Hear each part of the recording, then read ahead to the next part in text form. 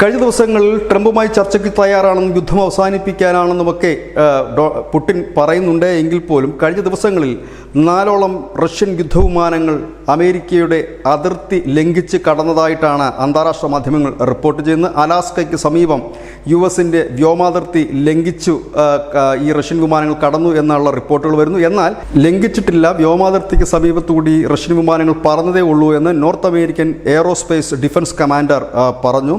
വിമാനങ്ങൾ കണ്ട ഉടൻ തന്നെ തങ്ങൾ അതിനെ ട്രാക്ക് ചെയ്യുകയായിരുന്നു. എന്നാൽ വിമാനങ്ങൾ അന്താരാഷ്ട്ര എയർബേസിൽ കുറച്ചധികം നേരം ചുറ്റി പറക്കുകയുണ്ടായി. US കനേഡിയൻ സോവറിൻ എയർ സ്പേസിനടുത്ത് പല പ്രാവശ്യം ഈ വിമാനങ്ങൾ കടന്നു കയറിയതായിട്ടുള്ള റിപ്പോർട്ടുകളുമുണ്ട്.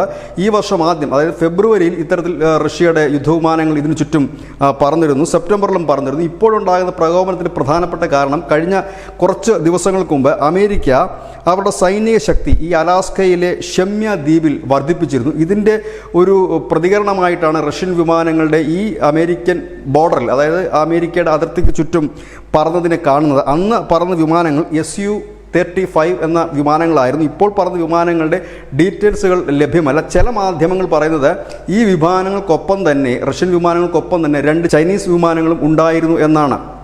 യുദ്ധത്തിൽ റഷ്യ ഉത്തര കൊറിയയുടെയും ചൈനയുടെയും ഒക്കെ സഹായം പരസ്യമായി തന്നെയാണ് സ്വീകരിക്കുന്നത്.